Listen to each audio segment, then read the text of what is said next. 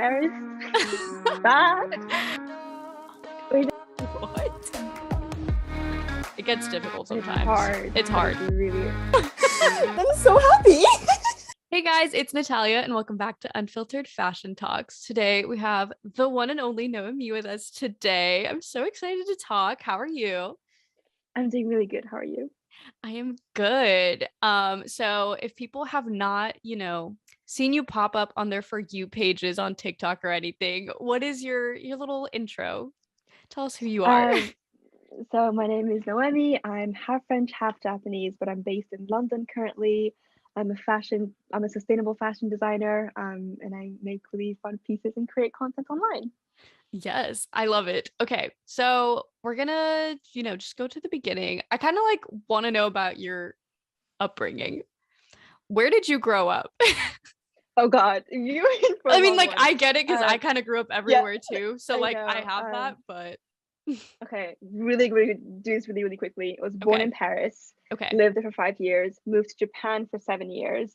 Then I did my middle school in Belgium for 3.5 years, came back to Japan for my high school, university in Scotland, which is in the UK, and then I graduated last year and then went down to London. So that's where I currently live. My university degree was business management, which is something that people don't really know. They assume I went to fashion school, and Yeah, I didn't. what? I basically, the summer between my second and my third year at uni, I went to Boston Mhm. purely because I just wanted to go. There was I just visited there for one spring break, and I was like, this is lovely. I love this place. And my university town is very small, so I sort of craved like a big city, and I was sort of hesitant about going back to Japan for the summer because it gets really hot. So I sort of found Boston, thought I could go here. What can I do here? And I can't really work. So I just ended up taking some classes at a fashion school. It's called the School of Fashion Design, and they were offering their like basic construction, pattern making, sketching classes during the summer. So I took that and I really loved it. So I've been taking some of their classes like online here and there during COVID because they've been offering it remotely. So I've been just taking it from the UK, even though everyone there is like in Boston. Right. So that's a bit about my fashion education. I'm actually starting classes again tomorrow, which is super exciting. I really miss sort of learning fashion design and sort of learning new skills and techniques and sort of having really great teachers to support me. So I really have only done like a little bit less than a year total of like fashion school classes. That's Which is, crazy. yeah, not a lot, but I've had a lot of time in between the classes to really develop my own skills, which I think is why like I've produced quite a lot of things and it seems like I've done fashion for a really long time. Right. But for the most part of it, it's just been like a hobby of mine. And I started sewing in high school. I just sort of I was always really crafty and I wanted to make my prom dress. And so it took me like 2 years to make a prom dress. I look back at the photos, I'm embarrassed. Bad. Hey, I went through that too. I literally got to the venue and had to go to the bathroom and like mend my top because it was like falling off of me. Oh, no. I'm so surprised I didn't actually like accidentally get naked in front of people. Oh my gosh. But I look back and it's fun, and I had a lot of fun doing it. And sort of after I went to fashion school for a summer, I thought this is something that I would really like to do as my job and as a career. So now I'm trying it out. That is so interesting. I didn't know that you didn't go to like fashion school right away.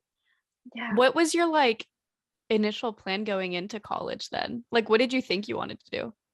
I knew that I wanted to do something related to fashion, but sewing was more of like a hobby back then, and Gotcha. it was fun, but it wasn't like this is what I want to do the rest of my life just yet. And I also knew that if I just like entered fashion school right away, that like it's really competitive, it's really like intense, and I wasn't sure if I could survive that environment. And I thought if I just went into business, then I could later go into fashion with a business background.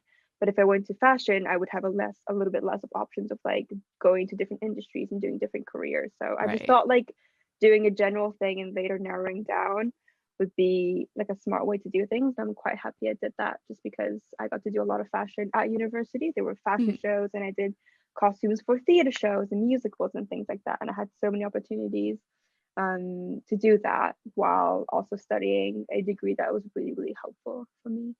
Yeah, no, that's really cool. I would have like never thought that you did that.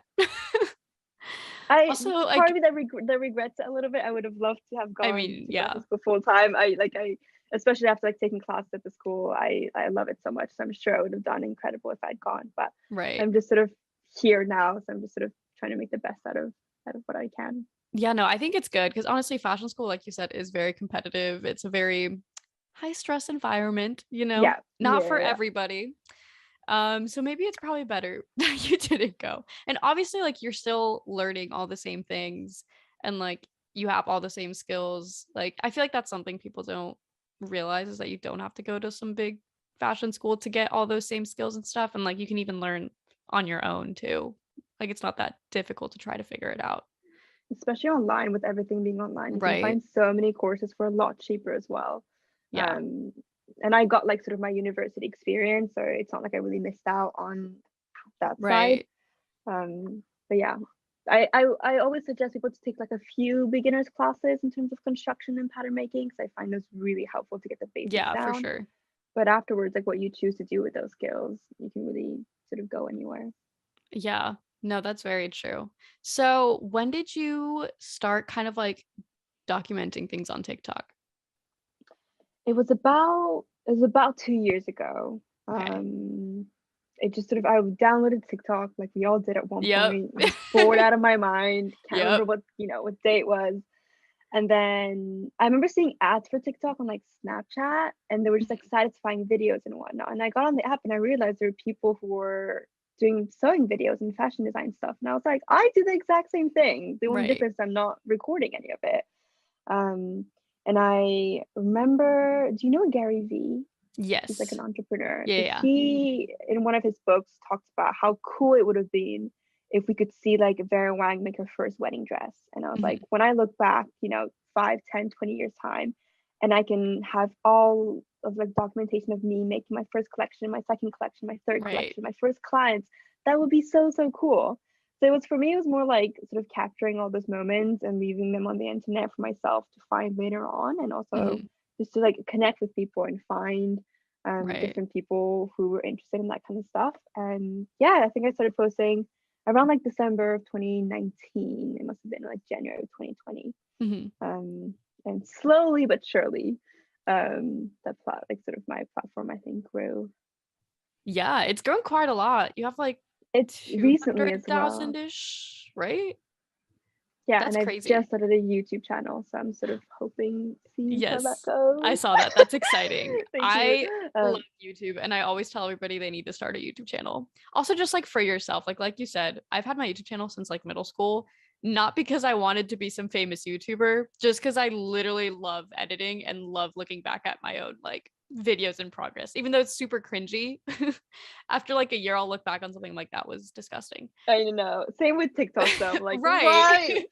Let's delete that. Like once in a while, like go to my own page and delete a bunch of stuff. I'm like, this is not okay. No, I've done that too on my TikTok. Like the first few TikToks are so cringy. Before I realized how TikTok works, I was like, oh no.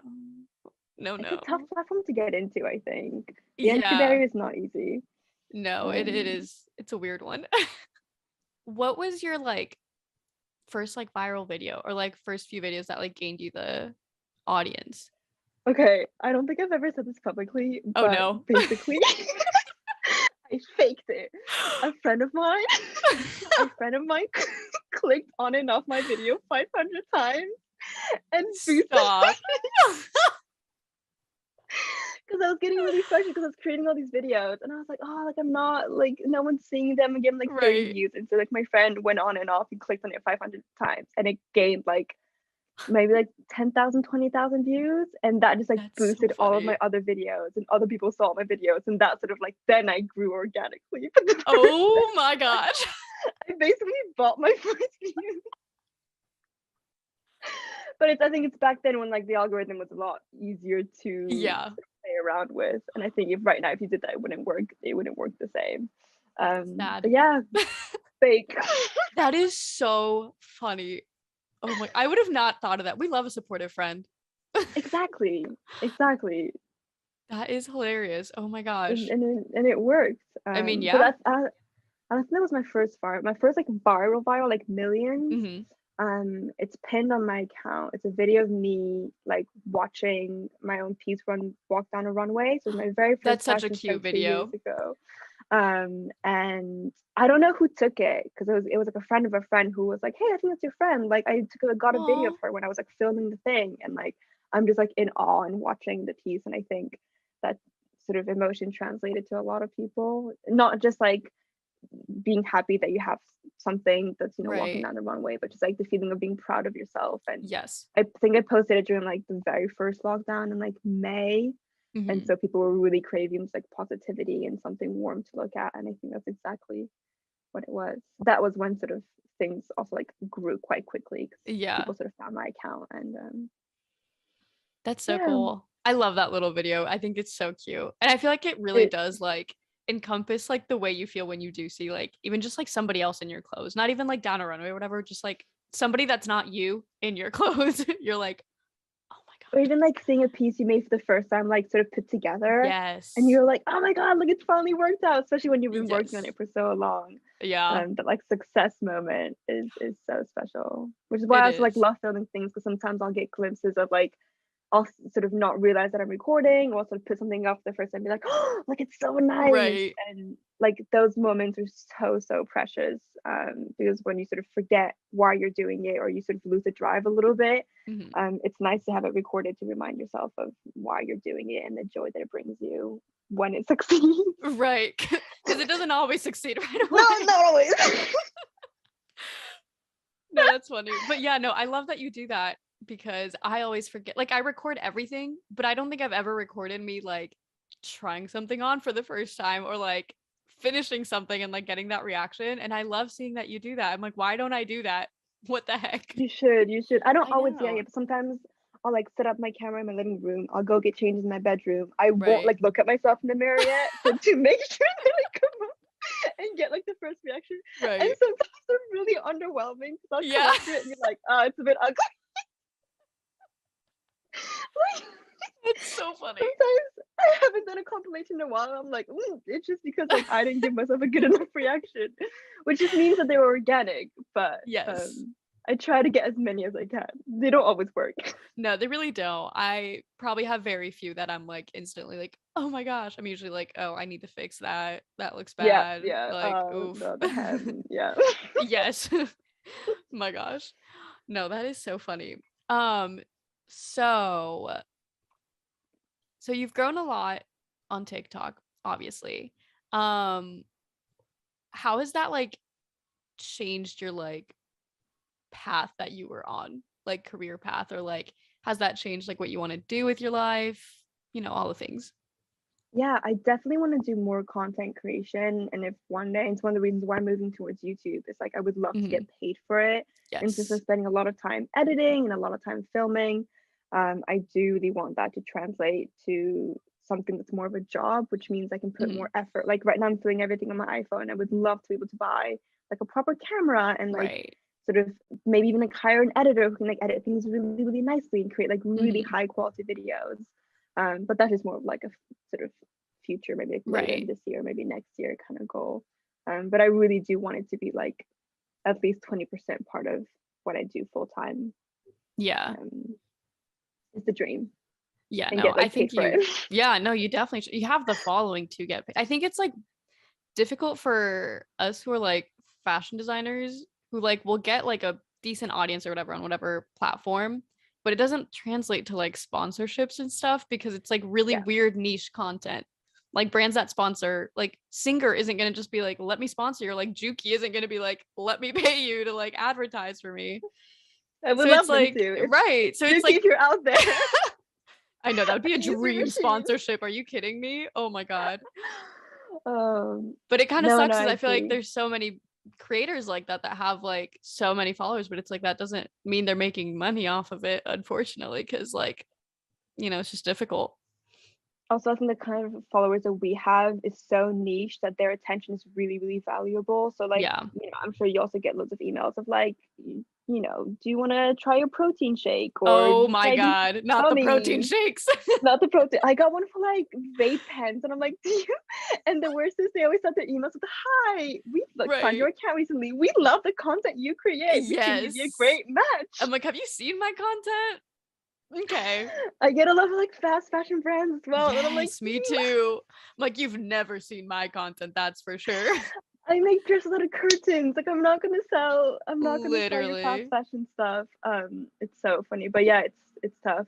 I think what would be perfect for me is people like Netflix or Amazon Prime, you know. Yes. I have DM'd Netflix, the Bridgerton page, As you and should. like As as you I should. should. Because I made exactly a year ago, I made like a top inspired by Bridgerton. Mhm. Like the costume. So it was like this Right. empire waist, sort of a bit of a square neckline, a puffy sleeve, all the good Yeah. stuff.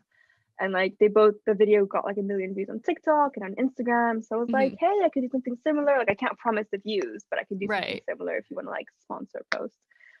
Sort of promoting shows that have like really fun costumes that I enjoy watching, that I enjoy recreating. It's something that would be a dream. But I think it's hard because it's not generic at all. Right. So it's really hard to get in there. But yeah, Netflix, if you're out there, seriously, you know though, my that would be so freaking cool. Ugh, I wish. Hopefully Netflix is watching. I don't think Netflix is part of my audience, but like maybe. You never know. You never know. You never know. And it's all about, I really think it's all about like putting yourself out there, because like someone whose parent works on Netflix might be watching this and go, It's so hey, true. dad or mom, this could be cool. It's like the Harry Potter books. You know, the editor's children like read it and was like, right, loved it. So yeah, no, it's so true. You never know. If Harry Potter could happen in this situation, that would be really that would be really great. The day it does happen, we're just gonna look back on this clip and be like, see, they were watching. They were watching for you. yeah. That is so funny. Oh, God. Yeah.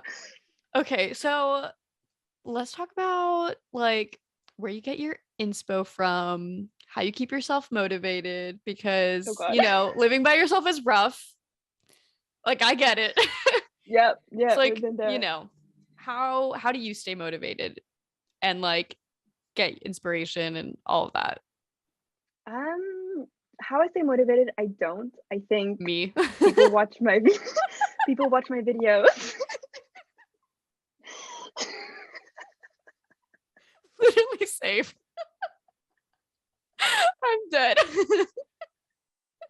You know what's really funny? When you posted a video, I think it was one of those like how I'm doing lately, and you were talking about like missing your parents and everything. And I watched the video like, girl, me too. Literally everything you listed, and I was like, I feel like we're living the same life. Literally. It's so funny. Because like I grew up sort of everywhere as well. Like my parents live in Japan, and like my mom was meant to come to the UK for Christmas, and she ended up canceling her plans because of COVID. I haven't seen my mom in a year. That's so sad. She's like the longest it's ever been. Yeah. Anyways, sorry. No, that's so funny. How I stay motivated, I was saying, I don't. I think people see my like what I made today kind of videos, and they're like, how are you working all the time? Right. And first of all, you get like 30-second snippets of my life, and I'm smiling and showing what I did. And some things look like they take a long time, but they don't. Like I'll hem a dress in 10 minutes, and people think it's really impressive that I worked 5 hours for it. So it's really all in like the perception of it. You know, I've recently been trying to incorporate the 4-day work week, just because towards the end of like the week, I'm just so exhausted because I'm working myself like way too much. So I've been trying to like take a break sort of halfway through, like go to a museum, sort of go outside, go on really long walks. And the motivation comes when it comes, and it leaves when it leaves. And I try to do easy things when I'm not motivated. So I'll put on a podcast and do like cut out like a bajillion bucket hats that I'm planning to sell later, or sort of make a top that I've made a million times. I know it's going to look well, it's going to fit well, and I don't have to think about like how I'm going to make it work. And when I'm feeling really, really inspired, then I'll like try new things and sort of drape and sort of explore different ways to be more creative. But I just sort of go with the flow, and whatever my body, my brain is saying that I need to do, I'll do it. But there's just like no point forcing yourself to be creative when you're not feeling creative, and there's no point forcing yourself to work when you don't feel motivated. And I think the more you listen to your body, the more you see how helpful it is. For example, and I think vlogging has helped me so much because Yes, it has. I can see what I say during the day, and I'm like, I'm gonna do this and this and that and this, and I'll get like one thing done and be like, oh, I wonder why like I feel so shitty about myself, and it's because I'm setting such high expectations, and then when I don't do like 20 hours worth of work in 3 hours, I'm like, oh, I suck. Right. It's just so ridiculous. Same. So that's like that sort of speaking to a camera and like talking about what I plan to do and during my day and sort of seeing how I actually work and how much time I'm working has been really helpful in identifying where I'm understanding my days wrong and where I'm calculating the time wrong. But sort of usually when I'm taking a day off or a morning off, like later in the day, I have so much more energy. Like I'll take a 2-hour nap and feel so much more energized and then work another 3 hours. Right. So I look at my day and I go, I can work 9 to 5 if I want to, but I can also work like 11 to 7 or work like a lot one day and take the next day off. And just sort of like listening to my body has been the best way to keep myself motivated and to keep sort of like things running. And I'm very lucky that I get to work from home, that I get to work for myself. So if I can listen to my body, the more I can listen to my body, the more efficiently I can do things, and hopefully the less stress I put on myself. Yes. No, I feel the same way. I think it's tricky. It's really not easy. Yeah. But I think you bring up a good point of like vlogging weirdly helps so much. I think that if I didn't vlog everything I did, I would not be as productive as I am at all. Because it's like, I feel like vlogging kind of keeps you accountable in a weird way. Even though you don't have to upload the vlog, nobody has to see that you said anything. But it's like, I feel like delete all the clips. Yeah, I'm like, I could just delete all this and never post it. But it's like, because people are kind of expecting that of me, it like keeps me accountable. Like, I don't know how people that are like self-employed doing their own thing who aren't vlogging keep themselves accountable.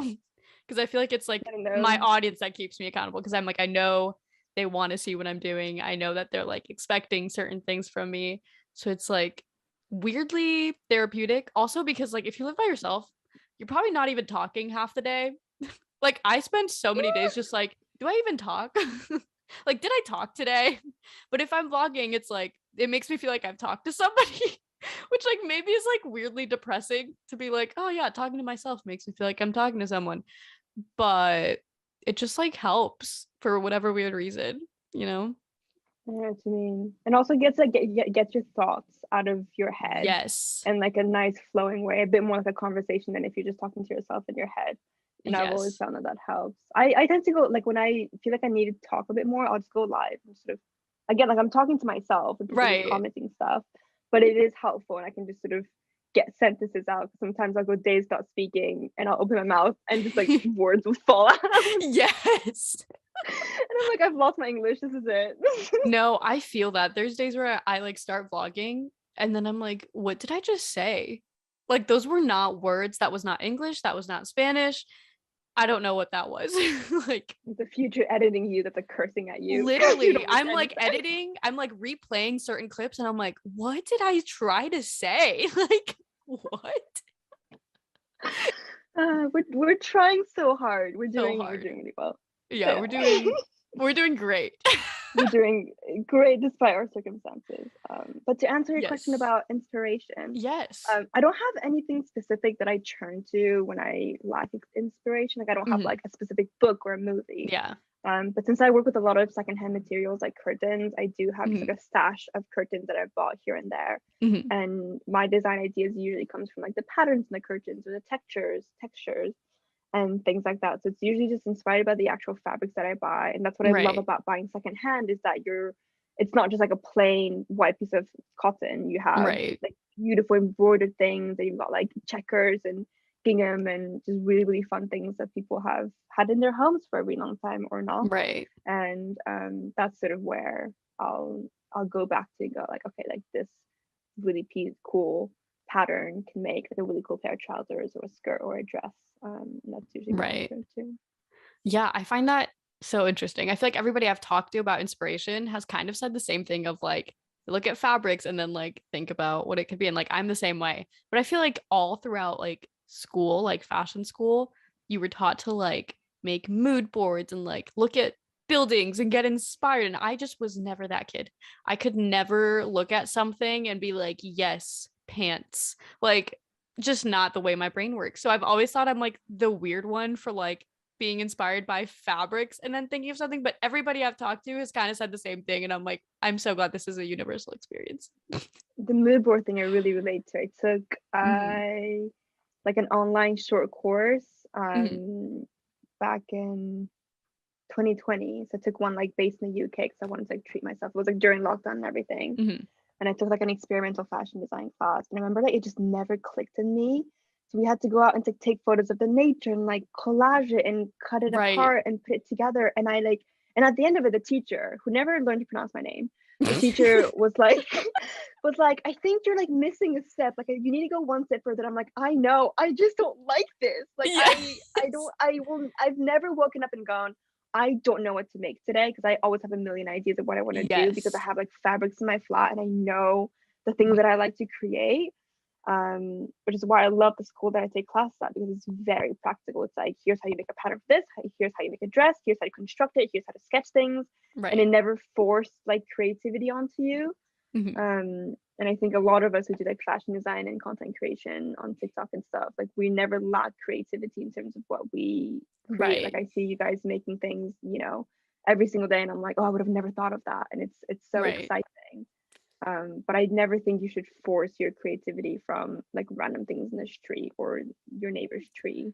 Yeah. Yeah, no, I think that was like one of the things that was really hard for me in school was like you're obviously forced to create when you have projects due and things, and it's like sometimes you're just so uninspired. And for like a while I was like, am I just like a bad designer because I cannot come up with things Mm, on the spot? Like there's so many people in my classes that could just like so easily be like given a concept and come up with something, and I was like, I did not get that from that. Like what is going on?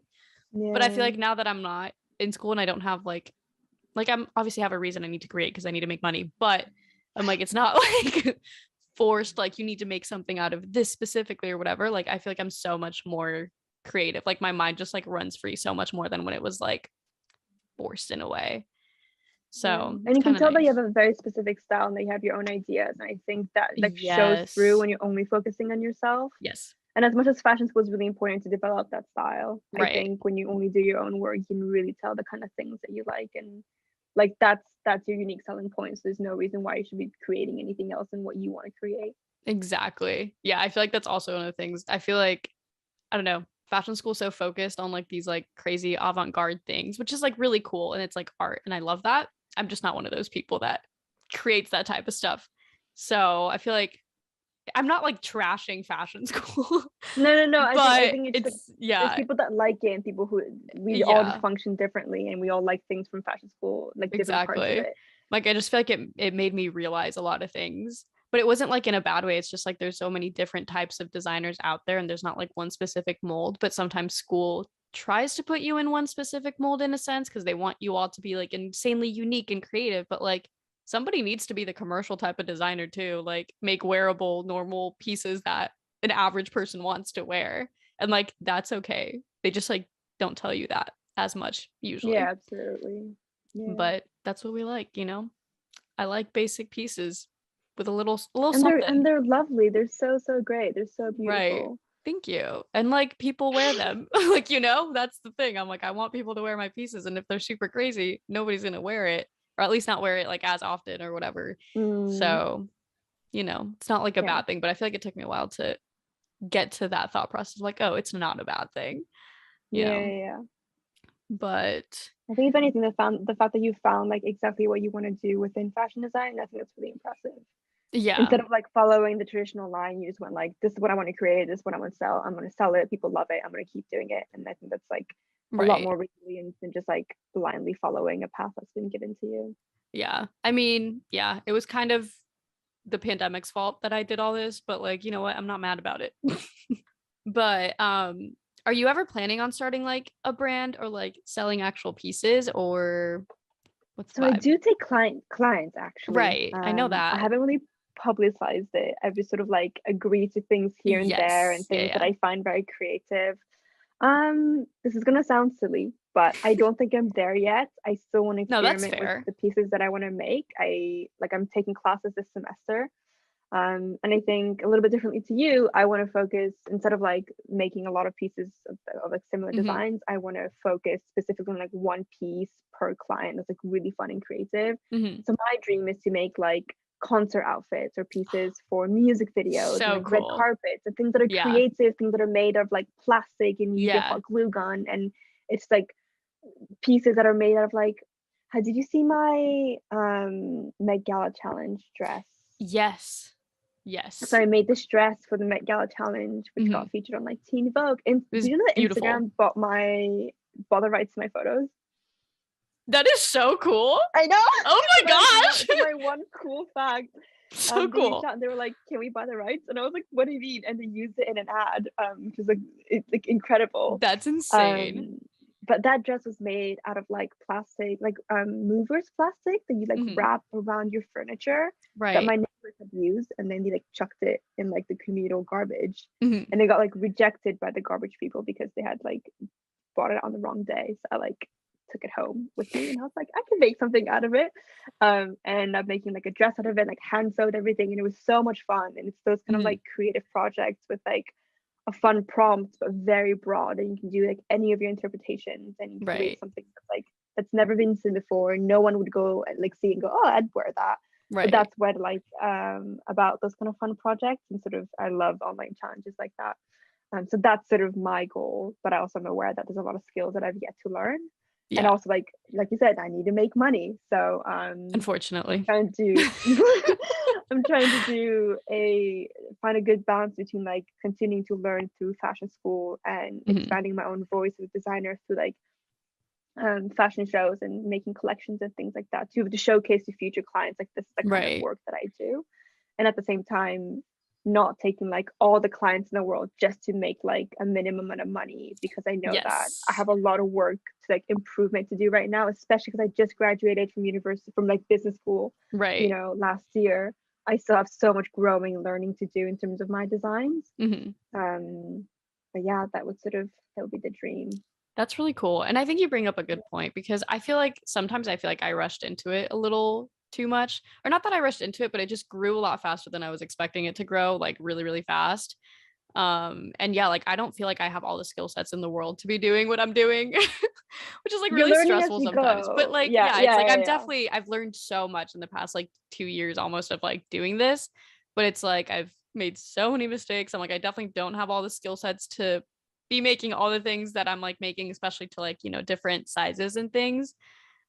But, you know, so I think it's a good thing that you're like taking that time and just like building it up a little slower, because I think it's really hard to like slow down once you're already in it. And that's been like my problem is like, oh, I want to keep growing, but it's like I keep making all these mistakes and I need to like fix it, but I don't have time to fix it because now I've made this like my primary source of income. So I need to continue making things. And it's like this really bad cycle of things. Not that I'm like, you know, in a bad place with anything, but it's like it gets difficult sometimes. It's hard. I really admire what you do. Like it looks, I'm not saying you make it look hard, but I know how hard it is, and I know how much work I know how much work you put into it. I've always almost like been scared of like selling pieces. Like I don't blame you. Original designs. It's I have scary. like the Bridgerton tops that sort of went viral that I love. I would love to sell in different colors and different sizes and stuff. But like I'm scared about the grading. I'm so scared about getting the sizes wrong.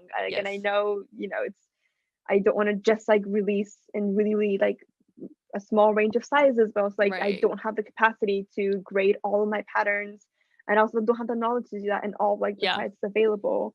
Like where am I gonna put all the, like I live in a relatively, I don't say big, but spacious flat in London, just because I have like all my tables and everything. But I still like don't have that much space at all to like buy fabric in bulk, and it gets very expensive, and I don't want to buy inventory without knowing that I have these orders and like money coming in. And it's so much. And I got to a point where I was going to start making some stuff to sell at some point last year, but I was like, again, I think I want to focus on like making one-off pieces and really curating my designs. And maybe I'll be selling some stuff this year, I don't know, but I'm trying not to like you said, sort of rush into it because I'm so scared of failing. Which is not a reason not to do something, but I'm No, also but like it's terrified. a fair reason when you're like making something for somebody else, because you don't want to like mess up somebody's like size and like in a bad way either, you know what I mean? Which is always my like biggest fear. Anytime I send something that isn't like a standard size, I'm like, I write a note. I'm like, please tell me if anything is wrong. Like, I will not be offended. I will fix absolutely everything. Like, please let me know. Like, I'm like, it won't offend me. Like, please. Because I just so scared about it. Nobody teaches you how to do it. Even in fashion school, like grading isn't something that we learn. Because like when you're becoming a fashion designer, you're not going to be a pattern maker. And nobody understands that. But it's like, those are two separate fields technically if you're in the industry. So it's like, if you're creating stuff for a brand, you're not going to be the one that's like making the standard fit and measurements and things like that. So it's like nobody actually knows grading, which is such a common problem for all of us. I know, and I think that's what you said about sort of fashion schools creating a very like the kind of a fashion designer and only creating for that sort of model of job isn't very helpful, because the grading that I learned in like level 1, and maybe I'll learn a bit more in level 2, was like an industry size 8 goes to industry size 6 to industry size 10. Like that was it. Yes. Which is like a very, very small range of sizes. And I'm lucky enough to sort of be able to make patterns for my own size. Right. And I'm very good at that because my dress form is very close to my size and can make a few changes to do that. Yeah, me too. But like outside of that, we've just never been learned to how to make patterns in different sizes. And I know it's a bit controversial, but people often say like if you're a good designer, you should be able to make clothes in all different sizes. And I completely agree. Yes. But like people's definition of good designer isn't taught in fashion school. Exactly. And I think it's a lot of work that we have to put in to make sure that everything's inclusive, but it's still a lot of work, and it's very scary. And I'm sure that you'll do well, and I'm sure they'll figure it out one day. But it doesn't change the fact that you'll be fine. You'll be fine. But yeah, it's so much learn. Like you go to fashion school, you take classes at fashion school, and you think you've learned everything, and then there's like, oh, literally, that's how I felt. I was like, graduated with like the 2-year degree instead of doing the full bachelor's, because I was like, I feel like I have all the skills. Like I feel like I just have to like, work on those skills, but like I know all my basic skills. And then I've now been learning a lot more than I think I ever learned in school. Just because there is so much that, there's only so much school can teach you, that it's such a wide topic of things that you could go through. But yeah, I feel like with sizing, it's just, there's a lack of resources as well. Yeah. With sizing, which has been my problem, because it's like, I kind of like decided to be like, I can do every size possible because I could just like pattern it out, right? No, it's just I've so managed, not straightforward, but it's like so difficult, which is why I maybe don't promote it as much. And I guess people kind of get a little bit upset that I don't like necessarily like push it, but it's like I'm not pushing it because I don't want to get that many orders of it, because I literally am not skilled enough to really be doing this. But I'm like, I'll do my best if somebody like asks, but it's like a 1% at a time kind of thing. Like I can't be doing it in masses yet because it's difficult. There's no industry standard for it. There's no resources for it. And it's just a lot more difficult than it seems, What I had learned when I was like learning my grading, I was like, how, like I remember asking the teacher, like, how do you go like bigger sizes? And they're like, oh, at a certain point you have to get somebody else to do it. Like you have to get someone who specializes in pattern grading, because like it's a very specific thing. And for some reason it's not taught to like general fashion designers, but I think it's a whole, and I don't think it should be. I think that should be taught when you're a fashion designer. You should be able to make pieces of all sizes. Right. But they've almost like made another job for it so that general fashion designers don't have to learn it, and I find that ridiculous. Yes, I agree. But yeah, I've been looking at getting like a different size dress form, but I just can't find one of like the style and the price that I like. Yes, like I get a much that. bigger like plus size dress form, and so it's a bit like it's difficult. It's not really I know, I'm on the same page. I feel like I've been trying to look for a mannequin as well, and like trying to get something, but either they're not really that much bigger of sizes, or they're just very expensive as well. And I'm like, can't really do that right now, but that's okay. You know what? We'll get there when we get there. As long as we're trying, we'll figure it out. And we'll continue to share resources and Yeah, I exactly. just don't want this to I just don't want this to come off as like complaining that we have to do more sizes. Like I think it's more of a Right. criticism of like the fashion industry and how it's just not Exactly. made to make plus size clothing Yes, easily accessible to learn about. exactly. And I think that's what's the most like frustrating thing about it. Yeah. Yeah, I think you're right on that. It's like it's just frustrating that you can't even find where to learn about it. Like even YouTube, I have searched the internet like no other trying to figure out some standard way of grading it, and it just there are zero resources for it. So it is just difficult, unfortunately. Yeah. But I feel like hopefully in the next few years it'll be more like accessible to learn about. Hopefully. We'll see. But yeah, we're doing our best. That's all that matters. We're doing our best, and yeah. But I think I agree about like not having to take like if you don't know how to make plus size clothing, I don't think you should be taking like many orders of plus size people Yeah, just because then you're just doing it for the diversity and you're doing it for the title of like, oh, I'm doing plus size, but then you're exactly. delivering lower quality products to these people, and that's Exactly. not fair. Like everyone Yes. deserves high quality pieces. And Yeah. I think there's like a fine line between like being inclusive but also then providing like actively providing lower quality product to those people, and that's just not fair. That's not inclusive at the end of the Literally, day. yeah. And that's how I feel. I'm like, part of me almost wants to like shut that part down because I'm like, I don't know if I'm providing like the same amount of quality on either side. But so far it's been fine. I don't get too many, but it's like I've really debated that over the past couple months because I just don't want to do a disservice either. Like I'd love to be as inclusive as possible, but it's like I don't want to do it in a bad way. Like I want to do it well if I'm going to do it, but I don't know. We're still doing it for now. I'll manage it. I don't know. We'll figure it out. I feel We'll like it's figure it out. hard to Yeah. backtrack when you've already like taken that step. I feel like it would just sound so bad to backtrack. And so many people just aren't going to get it. And I just don't do well with hate. I'm like the most sensitive person in the world, and I just like just want everyone to be happy, and I just can't do it. But I Do don't you know. get a lot of hate though? I find that like you get the A little occasional like bit. annoying Yeah. comment, a Yeah. little bit Yeah. of hate. I guess I don't really sell pieces actively, so it's I mean, I don't get too much. It's like random here and there. Like sometimes on YouTube.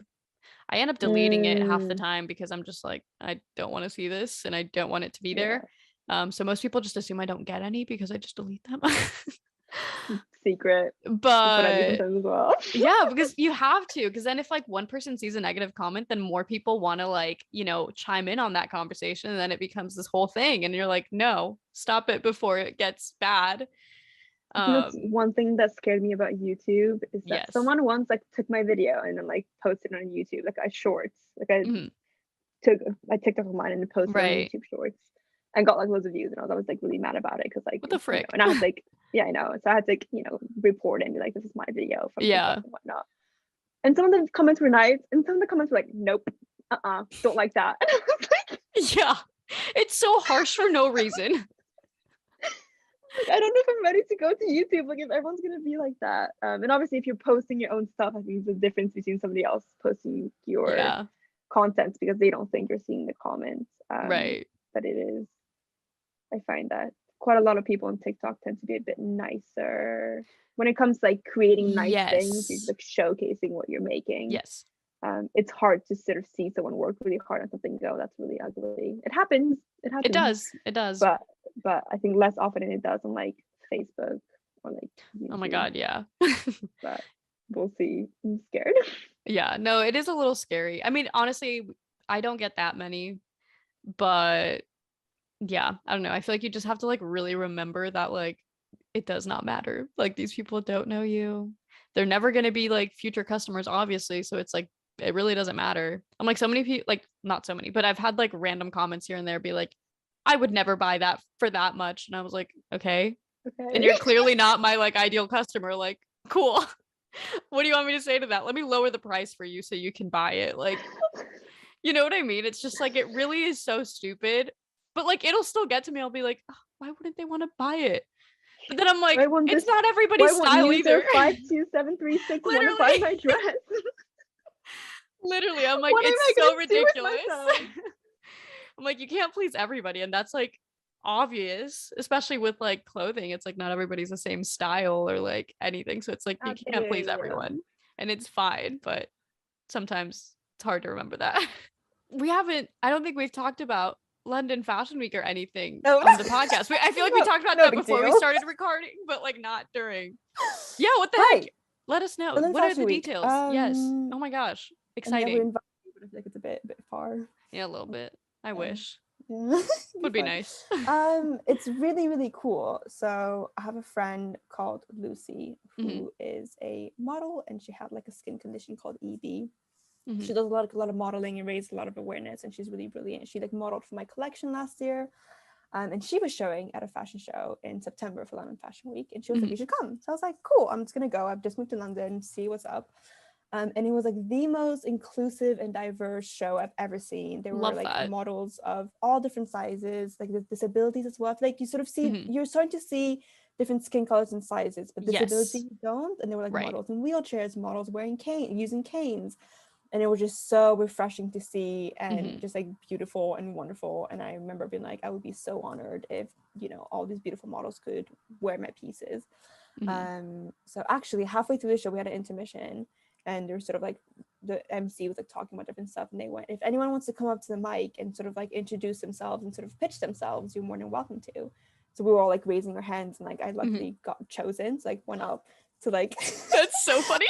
I was so nervous. I was wearing a dress that I Oh had finished making like the day of, and I was like, oh, like my name is Noemie, I just moved to London, like, you know, I'm a fashion designer, I do sustainable stuff, you know, would love to show in your next show and whatnot. So I sort of pitched myself there and then.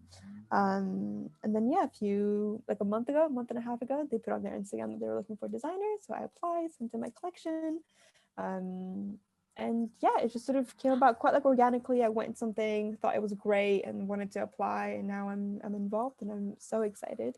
That's so exciting. I think it'll be really, really fun, and it's such a great place to make connections, to meet photographers, to meet models, to, you know, meet different people in the industry. And again, it's like it's the corner of the industry where people really value sustainability and inclusivity and diversity, and I'm really, really happy to be able to be in London and be involved in fashion, but in a way that I really want to be involved. In a way that's important to me. So yeah, that's so exciting. It's in February 18th. That's coming up soon. Coming up soon. How far along are you on that collection? So I'm showing a collection I've already made. Oh, okay. Good. Yeah. So that's sort of, because I already had like photos of it, so that's sort of what I'll be showing, because it's never seen a stage yet, because I finished making it last year, but it's never been walked on a runway before. So that's exciting. And I really like this collection, so I'm really excited for people to see it. And you know, actually, even a few people on TikTok have been like, oh, I live in London, I would love to come and see you and support you. And I was like, thank you. That's so exciting. Even if I could meet, it's like, you know, I don't want to treat it as my personal meet and greet, but if I could even meet a few people who, you know, like my pieces and like my videos, and sort of interact with more people in London. Again, trying to get out there and not be in my flat all the time. I feel you. I think that would really be wonderful.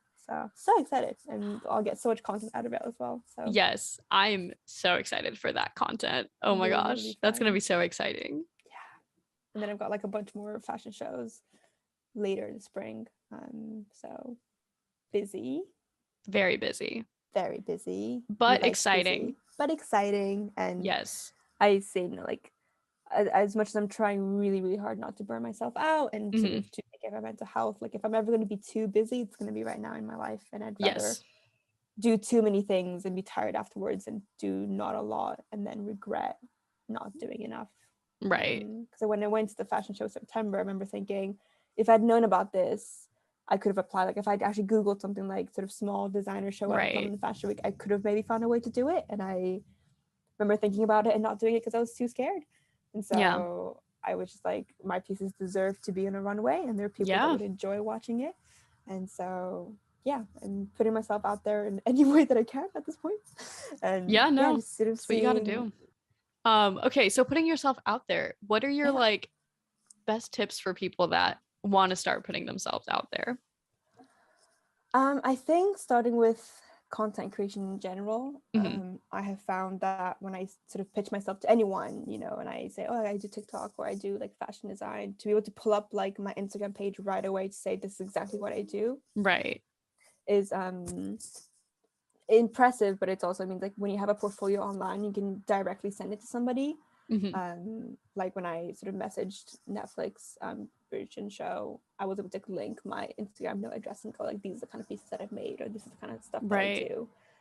So having like an online portfolio, it doesn't have to be like, you know, a 10-page document. It can just be an Instagram page or a TikTok page where you showcase what you do, is a really great way to sort of gain confidence. And also when you meet someone, you can just be like, this is what I do, I want you to see it.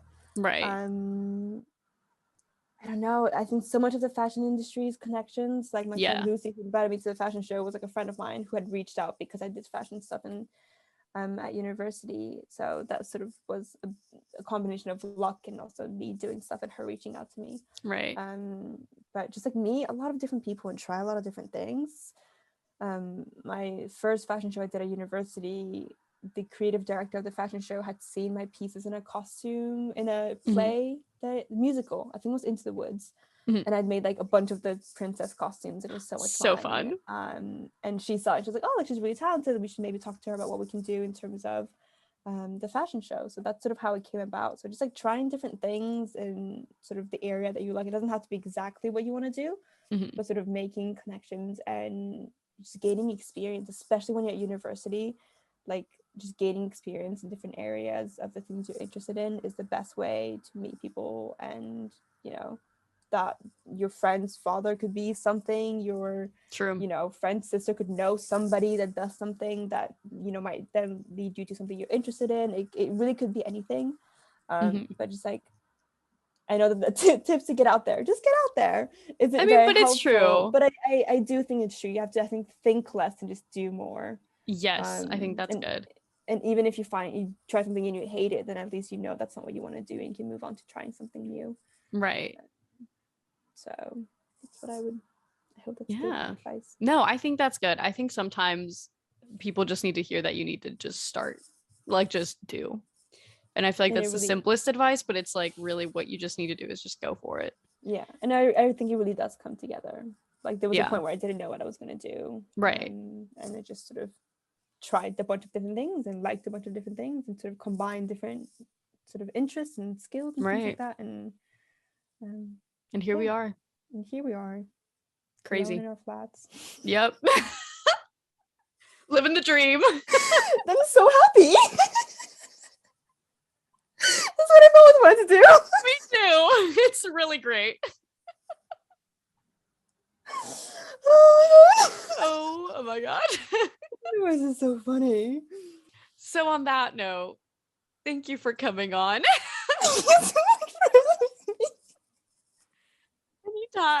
Anytime. I hope you guys enjoyed it just as much as we did. Yep. This was fun. A great time. This was great. Where can people find you? You know, shout yourself out. So my @ is no addresses, which is my YouTube, my TikTok, my Instagram. I use my personal Instagram more because I messed up one day and that's how it is now today. So love that. So here we are. So that's just linked to my TikTok, but it's Noemie_Jouas. Good luck typing that out. I'll put it in the description. Don't you worry. Everyone's like, Naomi, what? It will be linked. But it's mostly no addresses. So that's where you'll be able to find my work and everything I do. Follow Beautiful. Me. Yes, please do. Excited for that London Fashion Week content. I'm really excited. I'm waiting for it. It's gonna be brilliant. Yes. Well, on that note, thank you so much for coming on. And see you guys in the next one.